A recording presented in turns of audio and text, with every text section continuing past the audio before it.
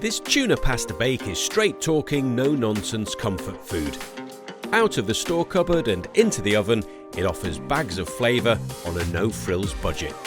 Start off by cooking 300 grams of dried rigatoni pasta for 2 minutes less than the pack instructions.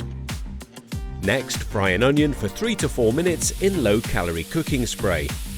Add 3 chopped peppers, 1 or 2 finely chopped red chillies, and a crushed garlic clove, and fry for another minute. Add 2 tins of chopped tomatoes and a ladle full of starchy pasta water from the saucepan, then simmer for 5 minutes. Stir the drained pasta into the sauce, then add 2 tins of tuna. Tuna and other canned fish in brine or spring water is free.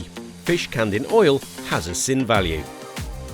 Add 2 tablespoons of rinsed capers and then transfer everything to a baking dish. Sprinkle over 20 grams of grated fresh Parmesan and bake for 10 to 15 minutes at 220 degrees C, fan 200 C or gas mark 7.